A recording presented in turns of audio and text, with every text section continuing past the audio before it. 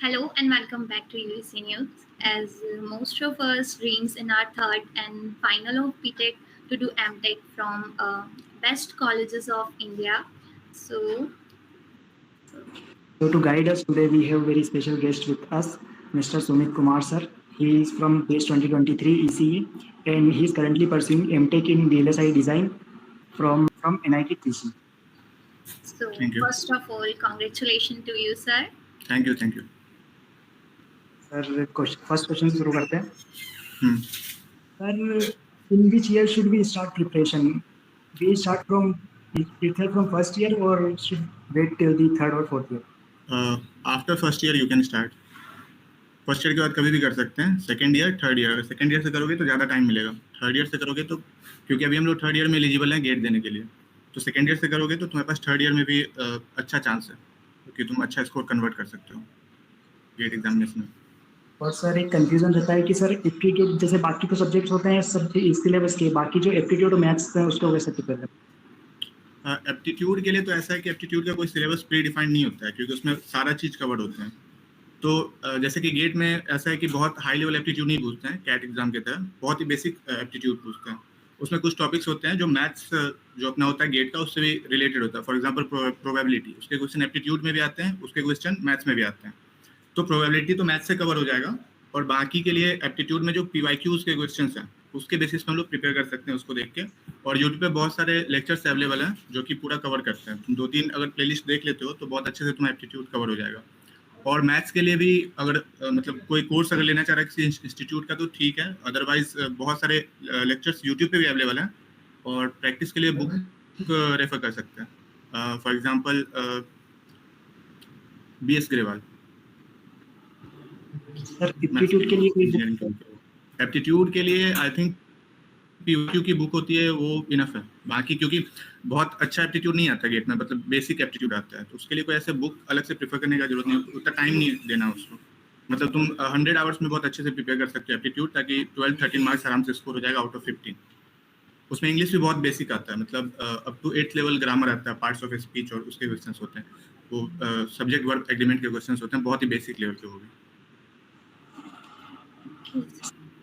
Source भी वो बताना है क्या कहाँ से पढ़ना है यूट्यूब पे. सर सोर्स चैनल बता दीजिए सर के माइंड में. चैनल जैसे कि देखो 2 फैकल्टी हैं जिनसे मतलब जिनको मैं फॉलो किया था मैथ्स और FT के लिए. तो मैथ्स के लिए एक गुरुपाल सर करके हैं गेट एकेडमी, अभी वन एकेडमी से टाई अप हो गया, वो भी ठीक पढ़ाते हैं. और मेरे पर्सनल फेवरेट हैं विशाल सोनी सर, वो काफ़ी अच्छा पढ़ाते हैं मैथ्स. तो मतलब वो उनका अप्रोच थोड़ा डिफरेंट था, बहुत ज़्यादा क्वेश्चन ओरिएंटेड अप्रोच था, तो वो बहुत अच्छा था मेरे लिए. मतलब मेरे को बहुत अच्छा उनका वो लगा था कंटेंट विशाल सोनी सर का मैथ्स के लिए. और FT के लिए मल्टीपल फैकल्टीज हैं. एक सौरभ सर करके हैं, वो अभी अनअकैडमी पे पढ़ा रहे हैं, तो उनका भी पता नहीं उनका फ्री कंटेंट अवेलेबल है या नहीं है, पर उनका प्रीवियस वीडियो बहुत सारा अवेलेबल है इवन गेट एकेडमी के भी चैनल पे. और उसके बाद कुछ फैकल्टीज हैं वो भी अच्छा पढ़ाते हैं, उनका भी फ्री अवेलेबल है. फॉर एग्जाम्पल सिद्धार्थ सर, उनका एक FT ट्रिनिटी करके 3 बंदों का टीम है, 3 कंटेंट, तो वहाँ से भी देख सकते हैं. वो अच्छा है, उसमें मतलब गेट का पूरा कवर करते हो, इंक्लूडिंग इंग्लिश भी कवर करते हो basic.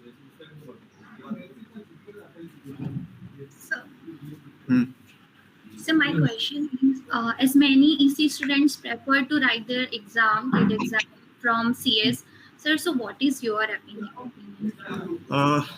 What I suggest is for being an EC student, you should write paper only in GATE, GATE only in EC, because it's if you consider VLSI branch, it's equivalent to CS in terms of placement. Like everyone write GATE exam and pursue MTech for placement only, because we are in tier 2, tier 3 college, so we want to upgrade our college.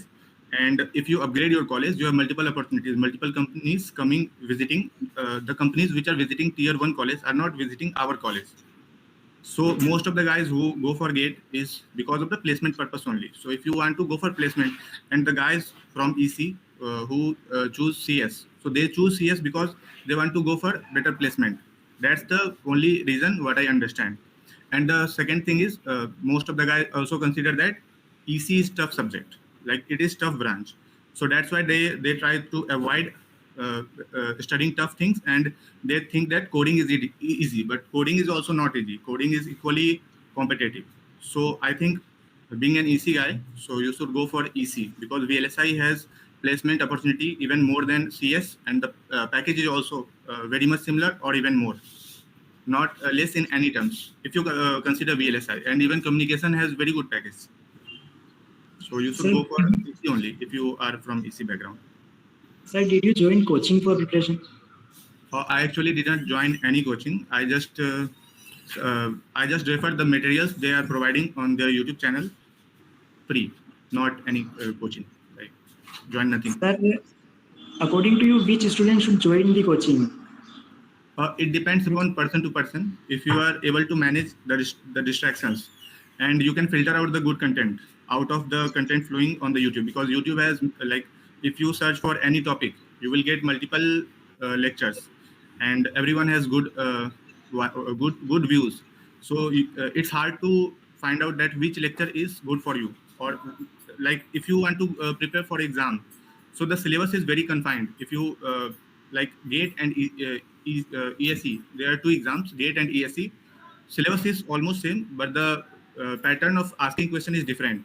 GATE is purely MCQ based, and ESE is not MCQ based. It's MCQ as well as written questions also. So you have to prepare as per the exam.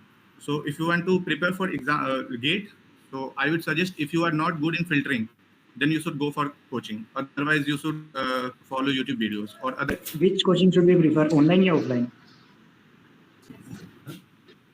ठीक है, हाँ, तो मैं क्या बोल रहा था, online offline, it also depends, मतलब पर्सन टू पर्सन वेरी करता है. अगर तुम वो बंदे हो जो कि तुम किसी भी टाइम पढ़ सकते हो, लाइक तुमको वो रिस्ट्रिक्शन नहीं है कि डेली 2 घंटा पढ़ना है, तुम 4 घंटा 6 घंटा भी जा सकते हो, तो तुमको ऑनलाइन प्रेफर करना चाहिए. बिकॉज उसका बेनिफिट ये है कि तुमको एक सारा कंटेंट एक साथ तुमको दे दिया जाता है, पूरा syllabus, so you can cover in less time. और अगर तुम कोचिंग के लिए जाते हो तो उनका एक टाइम पीरियड होता है, वो डेली एक क्लास ही लेंगे एक सब्जेक्ट का, तुमको 2 घंटा ही क्लास लगेगा, फिर वो तुमको कंप्लीट करने में तुमको 1 महीने 2 महीने टाइम लगेगा.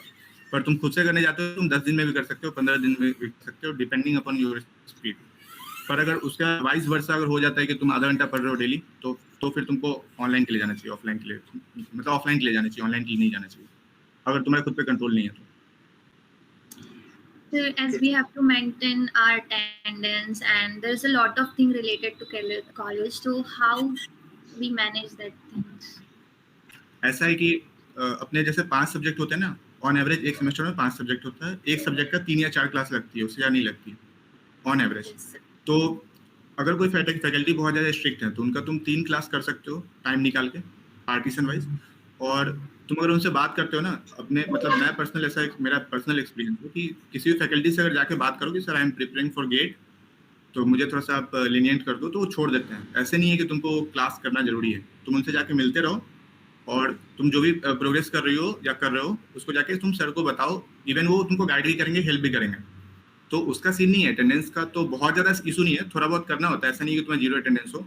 वीकली 1 या 2 क्लास तो जाके अटेंड किया जा सकता है, उसमें ऐसा कुछ बहुत बड़ा नहीं है.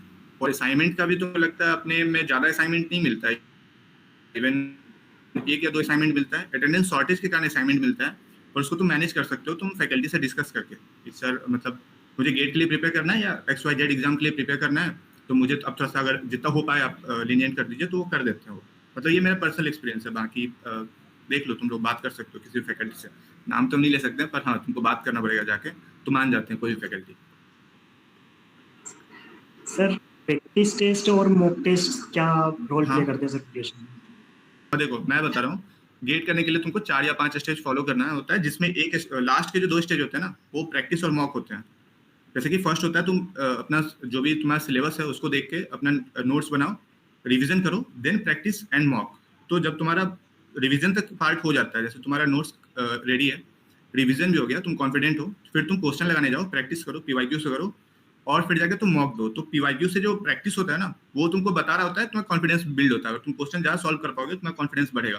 क्वेश्चन नहीं सॉल्व होगा तो वहाँ पे तुमको रेक्टिफाई करना है कि हाँ ठीक है, नहीं हो रहा है, कहीं पे प्रॉब्लम है, या तो थ्योरी में प्रॉब्लम है या व्हाटएवर, तो वो तुमको जाके रेक्टिफाई करना है, उसको जाके फिर फिक्स करना है, अगेन से तुमको प्रैक्टिस करना है. जब तुमको प्रैक्टिस में कॉन्फिडेंस आने लगे, फिर तुम मॉक में जा सकते हो. इवन मैं सजेस्ट करूंगा जिसको गेट करना है 4-5 पहले से उसको मॉक देना चाहिए. तो वो मॉक का होता है ना कि क्वेश्चन कितने बन रहे हैं, मार्क्स कितना आ रहा है, वो मैटर नहीं करता है। मैटर करता है तुम गलती कितना कर रहे हो। तुम्हारा अगर आउट ऑफ 65 क्वेश्चन अगर तुम 25-30 भी अटेम्प्ट कर रहे हो और एक्यूरेसी अगर है तो सही है। मतलब स्टार्टिंग में उसको धीरे धीरे इंप्रूव करना है, नंबर ऑफ अटेम्प्ट्स भी इंप्रूव करना है और एक्यूरेसी भी इंप्रूव करना है। तो मॉक से मेनली 2 चीज देखना होता है, एक्यूरेसी कितना मतलब और स्पीड, कि तुमको 65 क्वेश्चन ट्रेस करने हैं 3 आवर के अंदर, ठीक है। उसमें तुमको 5 या 10 क्वेश्चन ऐसे होते हैं हर पेपर में जो नहीं बनने वाले होते हैं। मतलब वो बहुत मुश्किल है 3 घंटे के अंदर बना लेना, सोच के उसको अप्लाई करके उसका फाइनल आंसर तक ले आना जो गलत ना हो। तो तुमको मॉक देते देते तुमको समझ में आ जाएगा कौन सा क्वेश्चन छोड़ना है, कौन से वो 5-6 ऐसे कौन से क्वेश्चन है जिसको छोड़ देना है, टच नहीं करना एग्जाम के बीच में। उसके बाद तुम प्रैक्टिस के लिए कर सकते हो। और तो ऐसे करके तुम 65 में 55-60 क्वेश्चन जो भी है शॉर्ट लिस्ट करो 3 घंटे के अंदर, फिर उसको सॉल्व करो। उसमें फिर तुम्हारा उसको सॉल्व भी करना पूरा, वो सही भी होना चाहिए। ये चीज तुमको मॉक से आएगा, जितना मॉक दोगे उतना तुम्हारा प्रैक्टिस होगा। तो मेरे हिसाब से काफी इंपॉर्टेंट है। लेक्चर देखना इंपॉर्टेंट है, नोट्स बनाना इंपॉर्टेंट है, उससे ज्यादा इंपॉर्टेंट है, क्योंकि लास्ट मोमेंट पे तुम्हारा मॉक का ही पूरा खेल होता है। तुम अगर लास्ट के 1 महीने में अगर तुम 25-30 मॉक लगा गए और ठीक ठाक स्कोर कर रहे हो कंटिन्यूसली, तो तुम्हारा कॉन्फिडेंस लेवल बहुत नेक्स्ट लेवल होगा। तो तुम एग्जाम में सोच के नहीं जा रहे होगे मेरा एग्जाम खराब जाएगा, क्योंकि तुम्हारा इतना कॉन्फिडेंस होगा कि मेरा अगर 30 मॉक लगाने के बाद अच्छा परफॉर्म कंटिन्यूसली करने के बाद मेरा एग्जाम खराब जा रहा है, तो बाकियों का इससे ज्यादा खराब जाएगा। तो तुम अल्टीमेटली अच्छा एक्सेल करोगे। ये एग्जाम में मार्क्स लाने वाला नहीं है ना, मतलब तुमको दूसरों से बेटर परफॉर्म करना है। तुमको बहुत बेटर परफॉर्म नहीं करना है, ऐसा नहीं है कि आउट ऑफ 100 तुमको 90 स्कोर करना है, नहीं। डिपेंडिंग अपॉन पेपर बाकियों से तुमको बेटर परफॉर्म करना है, तो फिर तुम्हारा अच्छा स्कोर हो जाएगा और जो भी तुमको चाहिए मिलेगा पीएसयू और एमटेक। तो मॉक पर है, मतलब सही है, मॉक पर ये करना चाहिए। सर ऐसी कोई मिस्टेक्स जो आपको लगता है कि फ्यूचर एस्पिरेंट्स को नहीं करनी चाहिए आपके एक्सपीरियंस के? सबसे तो मेन होता है डिस्ट्रैक्शन वाला पार्ट, क्योंकि आदमी प्लान तो कर लेता है करने का, वो कर नहीं पाता है। मतलब प्लान करना अलग चीज है, उसको एग्जीक्यूट करना अलग चीज है। तो वो मोस्टली सब आदमी फील करते हैं, मतलब मेरे साथ भी होता है, सबके साथ होता है वो, कि आप प्लान करते हो पर आप एग्जीक्यूट नहीं कर पा रहे होते हो। तो अगर आप उसको रेक्टिफाई करके उसको आप कर पाते हो तो बहुत सही है। मेरे साथ भी होता है वो प्रॉब्लम मिस्टेक, तो क्या बोले, हाँ मतलब पर यही है। और सर एक कंफ्यूजन रहता है कि गेट के लिए जाएं या फिर प्लेसमेंट के लिए प्रिपरेशन करें या फिर किसी गवर्नमेंट एग्जाम के लिए प्रिपरेशन करें। सर ये कंफ्यूजन कैसे क्लियर करना हो? देखो इसमें डिपेंड करता है। मतलब मेरे हिसाब से अपने कॉलेज से प्लेसमेंट के लिए जाने का कोई सेंस नहीं है, मेरे हिसाब से, पर्सनल ओपिनियन है, लोग हर्ट हो जाए। देखो ऐसा है कि डिपेंड करता है तुम कहाँ पे जाके सेटिस्फाई होते हो। अगर तुम 5 लाख 10 लाख में सेटिस्फाई हो रहे हो तो प्लेसमेंट के लिए जाओ, अच्छा अपॉर्चुनिटी मिलेगा। तुम ईसी के हो या किसी भी ब्रांच के हो, कोडिंग सीख लो, 1 महीने मतलब 1 साल लगेंगे अराउंड, अच्छा कोडिंग आ जाएगा, ठीक ठाक प्लेसमेंट लग जाएगा तुम्हारा। पर मैटर करता है कि क्या तुम उस पर सेटिस्फाई हो रहे हो। अगर तुम सेटिस्फाई हो रहे हो तो ठीक है। कुछ आदमी होता है जो नहीं होता सेटिस्फाई, जिसको 15 20 25 चाहिए, तो फिर तुमको एमटेक के लिए जाना चाहिए। क्योंकि तुम अगर इसी से हो ना तो तुम्हारे पास ऑलरेडी बहुत अच्छा अपॉर्चुनिटी है। कम्युनिकेशन और वीएलएसआई अभी बूम कर रहा है। जैसे भी 5G टेक आ रही है, इससे पहले 4G थी, आगे 6G 7G पता नहीं क्या क्या आएगा। तो तुम्हारा बहुत ज्यादा अपॉर्चुनिटी है। सेम केस है वीएलएसआई में, कि तुम अभी हर चीज तो चिप पे काम कर रहा है ना, तो तुम्हारे पास बहुत अच्छा अपॉर्चुनिटी है कि तुम अगर एमटेक करते हो कोर में, मतलब इसी के कोर में, तो तुम्हारे पास ज्यादा अपॉर्चुनिटी है। क्योंकि कंप्यूटर साइंस में क्या हो रहा है ना कि कंप्यूटर साइंस के बच्चे जा रहे हैं, बाकी जो ब्रांच जो अभी मतलब 2 तरह का जो सैचुरेट हो चुका है, फॉर एग्जांपल मैकेनिकल सैचुरेट होता जा रहा है, डबल ई सैचुरेट होता जा रहा है, पर इसी का भी बूम स्टार्ट हो रहा है। तो जो सैचुरेट हो रहा है ना ब्रांच, उसके लोग इसी में नहीं आ रहे हैं, उसके लोग कंप्यूटर साइंस में जा रहे हैं, सब सीएससी के लिए पढ़ रहे हैं, कोडिंग कर रहे हैं। तो तुम्हें अगर अच्छा करना है तो मेरे हिसाब से एमटेक जाना चाहिए। अगर तुम पैकेज देख रहे हो, क्योंकि अपने कॉलेज से हाई पैकेज करना बहुत मुश्किल है, ऑफ कैंपस करना पड़ेगा, अभी रिसेशन चल रहा है वो भी मुश्किल है, ऑफ कैंपस बहुत टफ हो जाता है। तो बेटर है कि एमटेक कर लो, एक अच्छा डिग्री मिलेगा, अच्छे कॉलेज से करोगे तो तुम्हारा कॉलेज भी अच्छा होगा, तो इंप्रूवमेंट है अल्टीमेटली तुम्हारा। और ऐसा नहीं कि बहुत ज़्यादा पैसा लग रहा है, तुमको 12,400 मंथली स्टाइपेंड भी तो मिल रहा है एमटेक करने का, तो ऑलमोस्ट फ्री हो जाता है, एक एडिशनल डिग्री है और अच्छा अपॉर्चुनिटी मिलेगा तुमको। और अगर क्या बोले थे, गवर्नमेंट जॉब ना, गवर्नमेंट है ना 3, तो गवर्नमेंट में डिपेंड करता है किस टाइप का गवर्नमेंट जॉब। जैसे कि एक पीएसयू है, वो गेट के थ्रू डायरेक्ट लेती है, वो भी एक गवर्नमेंट जॉब है, प्राइवेट सेक्टर अंडरटेकिंग। तो वहाँ पे पैकेज भी अच्छा है, मतलब कि प्राइवेट पैकेज के साथ गवर्नमेंट फैसिलिटी होती है पीएसयू में, तो काफी अच्छा अपॉर्चुनिटी है। और वो तुमको एमटेक करते हुए मोस्ट ऑफ द कॉलेज में आती है कंपनियां पीएसयू की, और वहाँ से तुमको डायरेक्ट हायर करके ले जाती है। अगर तुम गेट में, जैसे कि फॉर एग्जाम्पल अगर तुम्हें पीएसयू जाना है तो अपने ब्रांच में बहुत अच्छा स्कोर चाहिए तुम्हें, 100 200 300 पे हो जाता है, ऑलमोस्ट क्लोज हो जाता है। पर अगर तुम्हें उसके नीचे भी है तो तुम अच्छे कॉलेज में जाओ एमटेक करने के लिए, वहाँ पे भी कंपनी आती है, तुम पीएसयू अल्टीमेटली जा सकते हो। और दूसरा जो गवर्नमेंट एग्जाम होता है, फॉर एग्जांपल एसएससी और सीजीएल, इस टाइप वाले, यूपीएससी, तो मेरे हिसाब से कुछ आइडिया नहीं है, मतलब मुझे उसका कुछ एक्सपीरियंस नहीं है, तो मैं नहीं कह सकता कि वो किससे सजेस्ट करना चाहिए। मेरे हिसाब से जो ये 3 में फिट नहीं होते हैं, प्लेसमेंट, एमटेक आइदर और पीएसयू, तो फिर उनको जाना चाहिए। Sir, how much marks required to get IITs and IITs? क्या how much Marks required to get in IITs and IITs? Like, marks? yes, sir, marks. Your question was marks ना, how much marks out of 100? Actually ये question marks का नहीं होता है, क्योंकि relative exam है ना। कभी अगर पेपर टफ आ गया तो तुम्हारा 50 नंबर पे, मतलब 100 में 50 नंबर पे बहुत अच्छा स्कोर हो जाएगा। पेपर अगर इजी आ गया तो 100 में 50 नंबर पे बहुत खराब मार्क्स, बहुत खराब लगेगी, तो नहीं मिलेगा कॉलेज। तो मार्क्स का तो मैं नहीं बोल सकता, मैं स्कोर के टर्म्स में भी नहीं बोल सकता, रैंक के हिसाब से बोल सकता हूँ कि बेसिकली अगर तुम जनरल कैटेगरी से बिलोंग कर रहे हो और अंडर 500 हो, तो तुमको टॉप आईआईटीज मिल जाएगी, ठीक ठाक ब्रांच मिल जाएगा, मतलब जो तुम्हें चाहिए वो ब्रांच मिल जाएगा, ठीक है। अगर तुम अंडर 1000 हो तो तुमको टॉप एनआईटी मिलेगा और सेकंड जनरेशन आईआईटी मिलेगा, जो तुम्हें चाहिए वो। अगर तुम ब्रांच से कंप्रोमाइज करना चाहोगे, जैसे ईसी की टॉप ब्रांच है वीएलएसआई, और तुम ब्रांच से कंप्रोमाइज करो तो तुम 2000 रैंक पे भी आईआईटी में जा रहे हो, पर वो मैटर नहीं करता, फिर तुमको वही कंप्रोमाइज वाला सीन हो जाता है। तो मेरे हिसाब से अगर तुम ब्रांच से कंप्रोमाइज नहीं कर रहे हो, फॉर एग्जांपल ईसी को अगर कंसीडर करते हो और वीएलएसआई को कंसीडर करो, टॉप 500 में हो तो टॉप 7 आईआईटी और आईआईएससी इसमें चले जाओगे। 1000 तक हो सेकंड जनरेशन आईआईटी और टॉप 3 एनआईटी, टॉप 4 एनआईटी। और अगर 2500 3000 तक हो तो तुम्हें अच्छा ब्रांच लग जाएगा एनआईटी में, ठीक ठाक एनआईटी में, मतलब ये सिक्योर रेंज है। 2000 के अंदर हो तो काफी सिक्योर हो, 2500 3000 तक भी सिक्योर हो। Secured in the terms of MTech करने का तुम बेरोजगार नहीं रहोगे, तुमको कॉलेज से तुम्हें प्लेसमेंट लग के फिर निकलोगे वहां से, तो उस हिसाब से 2500-3000 रैंक में भी सेफ हो तुम। एक कंफ्यूजन रहता है कि आईआईटी एनआईटीज में जैसे गेट क्वालिफाई करने के बाद भी इंटरव्यू होता है क्या? डिपेंड करता है, कुछ आईआईटीज इंटरव्यू लेती है कुछ पर्टिकुलर ब्रांच में, एनआईटीज नहीं लेती है, कोई भी एनआईटी इंटरव्यू नहीं लेती है, कुछ आईआईटीज इंटरव्यू लेती है और सारे ब्रांच में नहीं लेती है, ब्रांच टू ब्रांच वेरी करता है वो। फॉर एग्जांपल आईएससी ऑलमोस्ट सारे ब्रांच के लिए लेती है इंटरव्यू, और आईआईटीज में सारी आईआईटी नहीं लेती है, कुछ आईआईटीज लेती है, जैसे सर, आईआईटी आपको दिल्ली लेती है वो। कुछ आइडिया है सर कैसे क्या क्वेश्चन पूछते हैं, वो सिलेबस रिलेटेड या फिर पर्सनालिटी कुछ टेस्ट? नहीं, जो तुम गेट में पढ़े हो ना, जो तुम गेट में पढ़े हो हाँ सर। ना, तो तुम क्वेश्चन सॉल्विंग पर, मतलब तुम्हें ज्यादा पता नहीं होता इस एंड का कैसा हो रहा है, क्यों हो रहा है, तुम सीधे फॉर्मूला लगाओ, आंसर पाओ, काइंड ऐसा कुछ होता है, ठीक है। फॉर्मूला बस नहीं लगाना होता, उसके साथ दिमाग भी लगाना होता है, थोड़ा क्रिएटिविटी भी चाहिए, पर काइंड ऑफ ऐसा ही कुछ होता है, ठीक है। पर तुम जब आईआईटीज में जाओगे तो वो जो क्वेश्चन पूछते हैं ना, वो उसके पीछे का रीजन पूछते हैं कि ये हो रहा है, ये क्यों हो रहा है, और बहुत टाइम फॉर्मूला लिखने नहीं देते हैं, मतलब कुछ भी पूछ रहे होते हैं और फॉर्मूला लिखने नहीं देंगे, तुमको एक्सप्लेन करना है लॉजिकली, और या फिर किसी लॉ का हेल्प लेके। सर इसी के सब्जेक्ट्स की जैसे सीएस वगैरह से थोड़ा टफ माने जाते हैं, तो सर उनके लिए कोई स्ट्रेटेजी आपने अलग से फॉलो की थी सब्जेक्ट के लिए? ये मेरा स्ट्रेटेजी वही सिंपल था, सबसे पहले नोट्स बनाओ, पहले तो सबसे पहले कि सब्जेक्ट देखो कि क्या पहले पढ़ना है, फिर जाके देखो कि कौन से फैकल्टी से पढ़ना है, फिर वो पढ़ो, उसका नोट्स बनाओ, रिवाइज करो। जब रिवाइज करने के बाद जब पूरा कॉन्सेप्ट क्लियर हो जाता है, पूरा फॉर्मूले लगता है याद हो गया, प्रॉपर्टीज अपने में बहुत सारी वो लगता है याद हो गया, फिर जाके प्रैक्टिस करो। प्रैक्टिस जब तुम्हारा ठीक ठाक हो गया, ऑलमोस्ट पीवाईक्यू बन गया टॉप, मतलब लास्ट 10-12 ईयर्स के, फिर जाके तुम मॉक करो। तो यही बेसिक स्ट्रेटेजी था, बाकी मेरे हिसाब से कुछ चीज है जो फॉलो करना चाहिए, तुम बोलो तो मैं बता दूं ऐसे।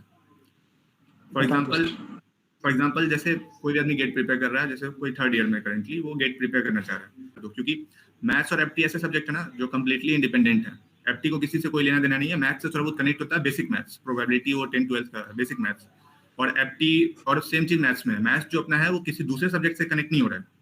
तो मेरे हिसाब से ये 2 सब्जेक्ट को या तो सबसे पहले करके खत्म कर दो 2-3 महीने में, या फिर लास्ट के लिए छोड़ दो, या फिर तुम बीच में भी कर सकते हो। पहले कर लेते हो मैथ्स तो उसका एक बेनिफिट होगा, मैं बताता हूँ आगे क्या बेनिफिट होगा। पहले मैथ्स कर लो तो ठीक है, एफटी तुम लास्ट में ही करना, और स्टार्ट करना नेटवर्क थ्योरी और डिजिटल इलेक्ट्रॉनिक्स से, और एक दिन में ट्राई करना, एक सब्जेक्ट लेके मत चलना, आइदर 2 या 3 डिपेंडिंग, या तो 2 सब्जेक्ट लेके चलना या फिर 3 सब्जेक्ट लेके चलना एक दिन में।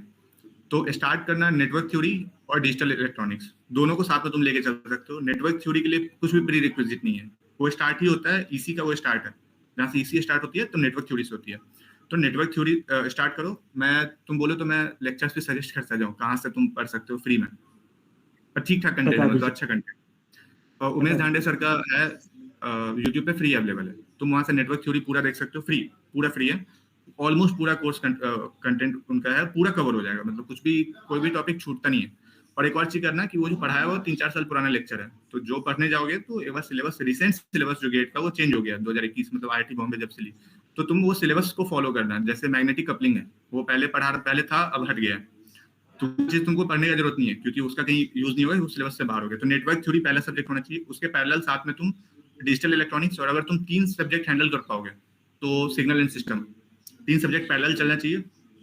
जब सिग्नल एंड सिस्टम हो जाए और जब डिजिटल इलेक्ट्रॉनिक्स हो जाए और नेटवर्क थ्योरी हो जाए, तो जो भी जैसे 3 स्लॉट अगर तुम लेके चल रहे हो या 2 स्लॉट, फॉर एग्जांपल 2 स्लॉट लेते हैं, मोस्ट ऑफ द पर्सन के लिए 2 स्लॉट इजी पड़ता है, तो 2 स्लॉट में एक डिजिटल इलेक्ट्रॉनिक्स और एक नेटवर्क थ्योरी, उसको नेटवर्क थ्योरी को ट्राई करो 100 आवर में खत्म करने का, ठीक है, और डिजिटल इलेक्ट्रॉनिक्स भी 60-70 आवर्स में, वो भी तुमको मिल जाएगा। सुजय जासूजा करके एक फैकल्टी है गेट एकेडमी के, वो भी फ्री है यूट्यूब पे। उसके बाद एक और है चंदन झा करके एक फैकल्टी है PW के, वो भी पढ़ाते हैं, वो भी ठीक ठाक पढ़ाते हैं। इस 2 जगह से तुम कर सकते हो। इसके बाद फिर EDC ले सकते हो आइदर, और तुम सिग्नल एंड सिस्टम अगर तुम कर रहे हो, मतलब अगर तुम 2 लेके चल रहे हो, नेटवर्क के बाद तुम सिग्नल ले सकते हो, डिजिटल के बाद तुम EDC ले सकते हो, और वाइस वर्सा। अगर तुम्हारा डिजिटल पहले खत्म हो जा रहा है तो तुम सिग्नल कर सकते हो, नेटवर्क चल रहा है। जब तुम्हारा सब्जेक्ट खत्म हो जाए फिर उसके PYQ लगाओ, PYQ रिवीजन करो, PYQ लगाओ, वो अच्छा चाहिए। ऐसे करके 3-4 सब्जेक्ट खत्म करना है तुमको। जब ये 4 सब्जेक्ट खत्म हो जाए, EDC, सिग्नल, नेटवर्क, डिजिटल, फिर जाके तुमको कोर में जाना है। कोर मतलब जैसे क्या, और एनालॉग इलेक्ट्रॉनिक्स हो गया, तो एनालॉग इलेक्ट्रॉनिक्स के लिए प्री रिक्विजिट है EDC आए तो अच्छी बात है, नेटवर्क तो आना ही चाहिए बहुत अच्छे से। उसके बाद कम्युनिकेशन के लिए सिग्नल बहुत अच्छे से आना चाहिए। सिग्नल में तुम अगर फंस रहे हो तो तुम कम्युनिकेशन में डेफिनेटली फंसोगे। तो ये 5-6 सब्जेक्ट जब हो जाता है, मैथ्स ऑलरेडी तुम पहले कर चुके हो, FT बाद में कर सकते हो, EMFT वो भी सबसे लास्ट में कर सकते हो। उसमें मैथ्स का वेक्टर कैलकुलस वाला पार्ट है, वो हेल्प करते हैं, तो वो भी तुम लास्ट में कर सकते हो। मैथ्स करने के बाद वो अगर वेक्टर कैलकुलस वाला पार्ट करने के बाद अगर तुम EMFT करते हो तो फायदा होगा, मतलब तुमको ज्यादा फंसो, ग्रेडियंट क्यों आ रहा है, कर्ल कैसे आ रहा है, वो उसमें तुमको कंफ्यूजन कम होगा, वो वाला पार्ट है उसमें आता है। उसके बाद एक सब्जेक्ट बचता है कंट्रोल सिस्टम, वो काफी इजी सब्जेक्ट कंसीडर किया जाता है। एंड सिग्नल एंड सिस्टम एक अंकुर सर करके हैं, उनका है, अंकुर सर का, वो काफी सही कंटेंट है। और कौन सा सब्जेक्ट रह रहा है मैथ्स का, विशाल सोनी सर। और कौन सा सब्जेक्ट रह रहा है EMFT का, सोनू सर करके, सोनू लाल सर करके, उनसे उनका फॉलो कर सकते हो, PW पे उनका अवेलेबल है। कोई सब्जेक्ट रह रहा है control system, Umesh Dhande sir and Vishal Soni sir. मेरे हिसाब से दोनों का देखना चाहिए कंट्रोल सिस्टम का। 8 से 10 नंबर का हर साल क्वेश्चन आता है, तुम दोनों का देख लोगे, नहीं छूटेगा एक भी क्वेश्चन, मतलब तुम्हारे 8-10 नंबर काइंड ऑफ बुक हो गए वो करके, दोनों का देख लोगे तो। सर रिवीजन कब स्टार्ट? रिवीजन तो मेरे हिसाब से डेली शेड्यूल में ऐड करो। जब तुम, जैसे पहले मैं बोला ना, 2 सब्जेक्ट से स्टार्ट करो, डिजिटल से। डिजिटल इजी सब्जेक्ट है, नेटवर्क भी इजी सब्जेक्ट है। नेटवर्क में कुछ याद नहीं रखना है, डिजिटल में कुछ याद रखना है। जैसे ही सब्जेक्ट होता जाए ना, रिवीजन करते जाओ। जैसे तुम 2 स्लॉट लेके चल रहे थे ना, एक हाइपोथेटिकल थर्ड स्लॉट बनाओ, वो स्लॉट तुम या तो मॉर्निंग में बनाओ या इवनिंग, मतलब डिपेंडिंग, तुम्हारा माइंड सबसे ज्यादा जब एक्टिव हो ना, उस समय 1-1.5 घंटा रिवीजन करो, डेली रिवीजन करो, ट्राई करो डेली रिवीजन करने का जो भी तुम पढ़ रहे हो। क्योंकि जब तुम एक सब्जेक्ट को जब तुम कंप्लीट हो रहा होगा ना, जैसे देखो पहला दिन क्लास किए, दूसरे दिन क्लास करने से पहले पूरा पेज पलट लो, तीसरे दिन क्लास करने से पहले जो 2 दिन की क्लास हुई थी पूरा पेज पलट लो। तो ऐसे करके जब तक क्लास खत्म होगा ना, मोस्ट ऑफ द चीज तुमको याद हो जाएगी। बहुत कम चीज तुम भूल रहोगे, आइदर कुछ प्रॉपर्टीज भूल रहोगे, फॉर्मूलेज भूल रहोगे, मोस्ट ऑफ द चीज तुम्हें याद रहेगी, ठीक है, मोस्ट ऑफ द चीज तुम्हें याद रहेगी। तो तुम कुछ चीज देखना होगा, तो तुम एक सब्जेक्ट को आराम से 1 घंटे में रिवाइज कर सकते हो अगर तुम डेली ऐसा करते हो तो मेरे हिसाब से डेली ही रिवीजन करना चाहिए, डेली। और उसका कोई टाइम नहीं है, एक सब्जेक्ट कंप्लीट हो उसको रिवीजन में ले आओ। जब भी तुमको रैंडमली लगे कि कुछ भी तुम भूल रहे हो, कोई भी सब्जेक्ट से कोई फॉर्मूला, कोई टॉपिक, तो तुमको रिवीजन करना चाहिए। डेली रिवीजन करो जिसमें तुम्हारा ब्रेन सबसे एक्टिव हो, काफी वो हेल्प करेगा। मतलब तुम इतना कॉन्फिडेंट हो जाओगे ना गेट एग्जाम के एंड जाते जाते, मतलब तुम काफी कॉन्फिडेंट होगे कि तुम्हारा पूरा डे भी अच्छा दिन नहीं जाता तो भी तुम काफी अच्छा स्कोर कर लोगे। तो रिवीजन तो डेली करो, क्योंकि उससे फायदा क्या होगा ना, जब तुम 4-5 बार रिवाइज कर लोगे ना एक सब्जेक्ट को, तो तुम मल्टीपल कॉन्सेप्ट को कनेक्ट कर सकते हो एक दूसरे से, इंटरकनेक्शन जिसको बोलते हैं। मतलब तुम रैंडमली ऐसे डॉट्स नहीं डाल रहे हो, तुम डॉट्स को कनेक्ट भी कर पा रहे हो। और तुम अगर 1 बार 2 बार पढ़ के छोड़ दोगे ना, तो तुमको कोई टॉपिक पता है, उसके प्रॉपर्टीज नहीं पता है, फिर वो टॉपिक कहीं और उसका प्रॉपर्टीज का यूज हो रहा है नहीं पता तुमको। Any tips and suggestions for future aspirants?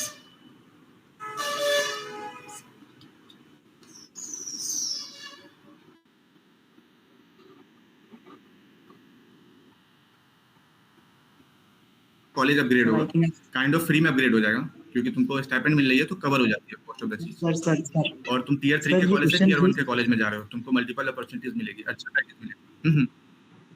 Sir ये क्वेश्चन आप रीस्टार्ट कर सकते हो, आपका नेटवर्क बिल्कुल वेस्ट हो गया था उस टाइम पे, आवाज ही नहीं आई आपकी। हाँ कर सकते हैं, हाँ कर सकते हैं। मैं ये बोल रहा था कि एमटेक का अपने कॉलेज में ज्यादा माहौल है नहीं, सबको प्लेसमेंट लेना है, ठीक है, हाँ है ना। तो मेरे हिसाब से एमटेक पे फोकस करना चाहिए, बहुत फायदा है। जा रही है मेरी आवाज? Yes, हाँ sir. है ना, मेरे हिसाब से एमटेक पे फोकस करना चाहिए। एमटेक करो, तुम्हें टीयर 1 कॉलेज में चले जाओगे, एक तो ये बेनिफिट है। काइंड ऑफ फ्री में पढ़ लोगे क्योंकि 12,400 का स्टाइपेंड मिल रहा है, उसमें कवर हो जाती है most of the IITs. NITs में तुमको थोड़ा बहुत लगेगा, पर most of the IITs cover हो जाएगा फ्री में। एनआईटीज में भी बहुत कम लगेगा और तुम्हारा अच्छा अपॉर्चुनिटी मिलेगी। अपने कॉलेज में जो कंपनियां नहीं आ रही है वो जाएगी तुम्हें भी, मतलब तुम अच्छे कॉलेज में जाते हो तो मोस्ट ऑफ द सारी कंपनी आती है जो अच्छी कंपनी है। अपने कॉलेज में कोई भी टॉप कंपनी नहीं आ रही है तो तुम्हें वो फायदा है। आ रही है पर मास रिक्रूटेड ज्यादा आ रही है, जो अच्छा पैकेज दे रही है वो कम आ रही है। मतलब हाई दो चीज होता है ना, या तो मतलब ग्राफ ऐसे देखो है ना, गॉसियन कर्व फॉलो होता है तो भीड़ बीच में ही रहती है। बहुत कम वाले में भीड़ नहीं रहती है, बहुत ज्यादा वाले में भीड़ नहीं रहती है। तो बहुत ज्यादा जो पे करने वाली है ना वो कम कंपनी है जो अपने कॉलेज में नहीं आ रही। मैं बोल रहा हूँ कि अगर तुम्हें अच्छा पैकेज चाहिए तो तुम्हें एमटेक करना चाहिए। तुम्हें अगर कॉलेज अपग्रेड चाहिए तो एमटेक करना चाहिए। टीयर 3 से टीयर 1 में आ जाओगे, मल्टीपल अपॉर्चुनिटी मिलेगी।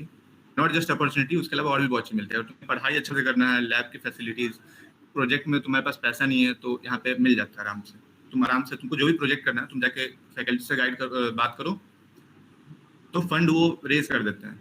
जो अपने कॉलेज में थोड़ा फंड का है सीन, मतलब तुम अगर कुछ प्रोजेक्ट करना भी चाहो तो शायद तुम्हें पैसा नहीं मिलेगा और कोई पॉकेट से ला के, मतलब ऐसा पॉसिबल नहीं है। जैसे अगर तुम कोई ढंग का अगर तुम प्रोजेक्ट करना चाह रहे हो माइक्रो प्रोसेसर पे या किसी चिप पे, 8 लाख की एक चिप पड़ती है, तुम खुद से पॉकेट से नहीं कर पाओगे उतना, और अपने कॉलेज में शायद मिल भी नहीं पाएगा, फैसिलिटी अवेलेबल नहीं है। तो तुम्हें अगर पढ़ने का अच्छा, मतलब आगे पढ़ने का मन है तो एमटेक करना चाहिए। नॉलेज के पढ़ने का मन है या जो भी रीजन हो, पीएचडी करने का मन है तो एमटेक के थ्रू ही जाता है वो।